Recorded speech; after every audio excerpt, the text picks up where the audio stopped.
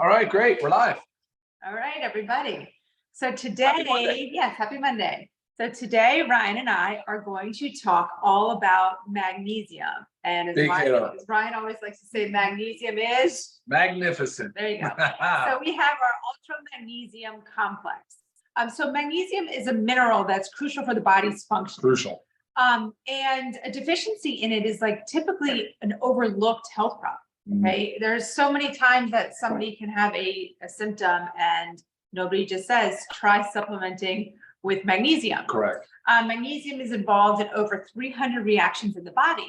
So if you think about that, if you don't have the proper amount of magnesium and you have all these 300 plus reactions that are trying to take place, they can't really take place properly without their lovely magnesium. Sure. And it's just such a simple mineral to supplement with. Not to mention it's not an expensive mineral to begin with. Right. A deficiency can cause anything from what I know you'll be able to list off a lot more, but fatigue, muscle cramps, irregular heartbeat, insomnia, horrible stress response, anxiety, osteoporosis. I mean, so many things that a deficiency in magnesium can cause, and it's actually pretty scary. So I want Ryan to explain to us all about why he chose, there's many forms of magnesium, why he chose these two specific forms of magnesium to put in our ultra magnesium complex. Yeah, for sure. Thanks, Lisa. And like you said, 300 chemical reactions. So it's a cofactor or a precursor for an enzymatic reaction, right? For enzymes. And there's such a diverse range of biochemical reactions that this simple, very essential, because we have to get it from our food or supplements, mineral is responsible for. I mean, it's insanity that, like you said, people overlook it so often. And it's involved in things of like the muscle and nerve conduction, right? So it's literally what sends the nerve impulse. It's how the body communicates. It's involved in bone metabolism. We know that for sure with calcium and potassium. It's obviously involved in heart health and cardiovascular heart health. I mean, the FDA actually has a qualified health claim for lowering blood pressure with this medication. If you are a pregnant female and you're in the hospital and you have preeclampsia or high blood pressure during pregnancy, they will put you on, you got it, magnesium. I mean, so to think that we're just missing out on so much just because we're not supplementing with it is really quite sad. And that's one of the reasons why we said we need to have magnesium as a foundational supplement for us. I mean, it's also involved in DNA, protein, RNA, muscle protein synthesis. It's a precursor to glutathione, the mother of all antioxidants in our body. So it's a really big deal. It's like when people, like you say, when in a clinical setting, when people present, you're like, all right, are you on magnesium? If you're not, well, you should be for the most part, right? At least 50% of people are deficient or have inadequate magnesium levels. But here's the thing, right? It's hard to measure. There's about 25 grams of magnesium in our body.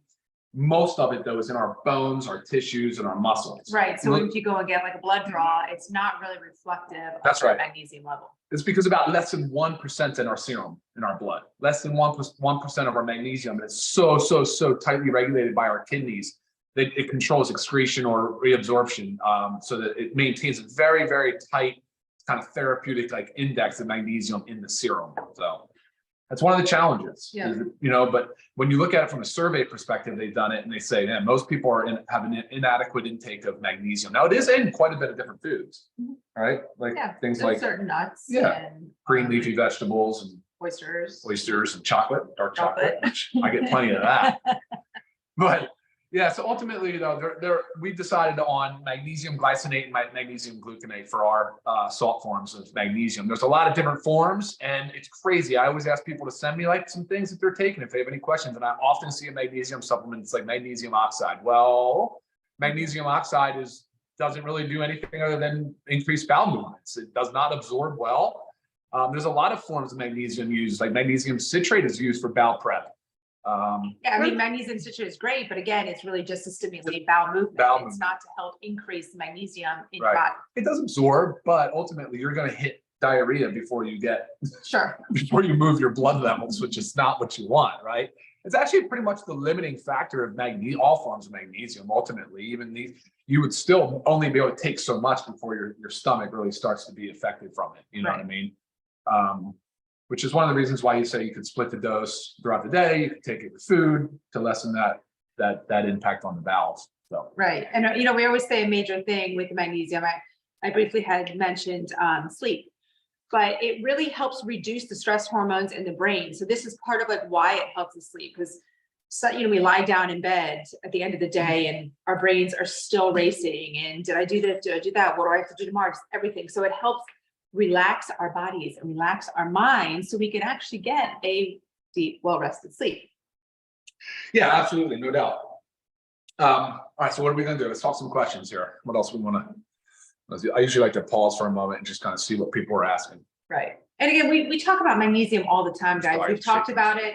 We've talked about it in our daily essentials pack. And we always make a point to bring up how important and how essential magnesium is for you. And I just want to let you know, like, our member price for this is only $8.95. That's $8.95 for 60 capsules because you're taking 2 a day. Our non-member price is, I believe it's $17.95, but just makes you realize you also should be a member if you're not a member.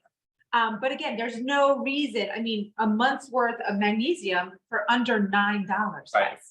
Got to do it. You cannot skimp on this one. It's probably the best value, in my opinion. Like, seriously, probably the best value supplement that you could possibly take for sure for the money. For sure. And I like to take mine because I'm not a very good sleeper. So everything I work on is like biohacking my sleep and trying to do everything to sleep better. So I take both of my magnesiums about an hour before bedtime. Ryan, on the other hand, you like to split. I do. I split it at lunch. I do it around lunchtime, mid-afternoon, for that mid-afternoon kind of stress response. Kids are coming home from school. You're just realizing maybe things you didn't get done early in the day. And then again, I'll take the other capsule right before bedtime to help benefit that sleep cycle. Right. So you kind of just figure out what works for you and for your body and for your needs. Yeah, but I want to mention something. So some people don't realize that, the magnesium deficiency is like we keep talking about, like, it's better to get ahead of it early than it is to wait until later, until disease presents, because magnesium deficiency builds up over time. It leads to problems with weak bones. It leads to poor nerve conduction and lack of muscle and heart difficulty managing and regulating heart rhythms. So you got to understand something, that magnesium should be started early and taken consistently every single day. Right. Those are some things that are hard to gain back by waiting until they present themselves and then saying, oh, I need to take my magnesium. And there's a few common disease states I want to mention. Like we talked about with high blood pressure. We know that it's a qualified health claim. We know that it's involved in it, but it's primarily because the way that it interacts with calcium and potassium, it creates this membrane potential on the nerve conduction side of things. And that is where you're really triggering a lot of the blood pressure regulation and heart rhythm aspect of it, right? Diabetes is an interesting one. So I've always talked about, say, about 1 out of 2, half of the United States population is either pre-diabetic type 1 or type 2. The problem with diabetes, that's a huge number, huge number. The problem with the diabetes related to magnesium is it tends to be that there's a high levels of glucose in the kidney, which increases excretion of magnesium. So you're really excreting more magnesium. So it's a loss of magnesium as well. And then, of course, there's gastrointestinal diseases and things of that nature that affect the absorption and the uptake of magnesium. Things like gluten sensitivities, things like irritable bowel disease, so Crohn's or ulcerative colitis, or any number of these things. There's a lot of medications. I'm big on the med side, right? So drug-induced nutrient depletion is a huge category, specifically related to magnesium. I mean, guys, water pills, the diuretics that are used, they flush out magnesium. So that's one of the top 5 meds in the country dispensed. I mean, it's for high blood pressure, but they're putting on it and then you're losing magnesium. Proton pump inhibitors for acid reflux or for heartburn. It's affecting the absorption of magnesium, and over long term, you're seeing low magnesium levels.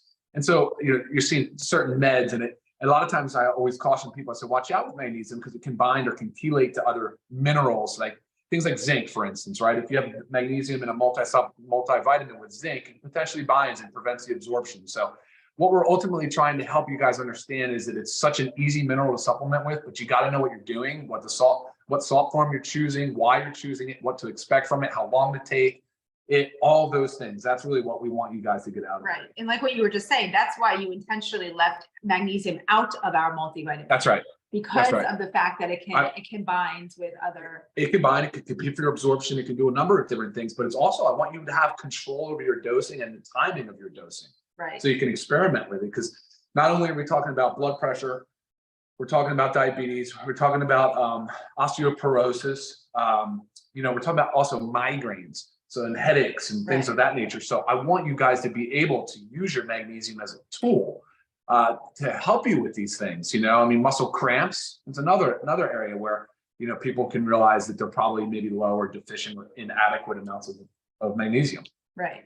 So we said how we personally like to take our magnesium, but as Ryan's talking about how it can bind and chelate, that should also let you know that you should not be taking this with your multivitamin. Okay. Separate it out from your other supplements. But typically if we're taking them, you know, later in the day and before bed, we don't typically take our multivitamins or vitamin D. You should not be taking later in the day anyways. Did we mention what forms these are? Magnesium glycinate, predominantly, and magnesium gluconate. So the glycinate is the amino acid glycine. So what it is, it's magnesium paired or conjugated with glycine, which is an amino acid.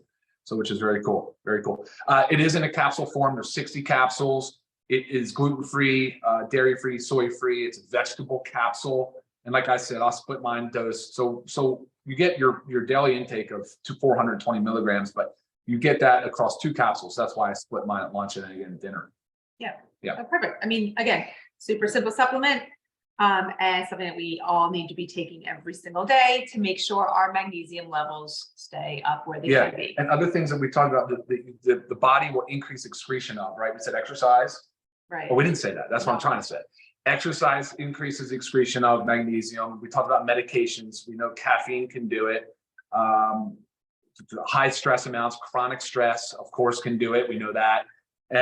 Even if you think about acute anxiety. Think about the whole chronic stress thing. It's Right. like we need magnesium to help with chronic stress. Chronic stress further depletes our magnesium. Yeah. It's kind of like a crazy cycle. It is a But nasty cycle. you have to make sure you're taking it. Right. But we've had, like, I know testimonials have come in and people were like, wow, transformation in my sleep. I'm feeling so much better. I'm not waking up cramping as much. Right. Right. Simple. Yeah. I just read one of a testimonial on our Thursday call, maybe last week or the week before, but it was an affiliate was saying that the first time that she took the magnesium at night before bed, she slept like a baby, slept better than she had been sleeping with an actual sleep supplement. Oh, wow. So, I mean, it just says a lot. That says a lot. Her body was like craving this, like, give me the magnesium. Yeah, absolutely. So it's good stuff. Great. Yeah, Awesome. So any further questions, guys, you can always email me, Lisa@livegood.com. And thank you for watching. Upper limit. So there's a question. Can you take 3 or 4 per day without problems? Yeah, I think you probably could, but you got to really kind of figure out why you're doing that. You shouldn't have to. That 420 in here, plus you're going to get it from your food.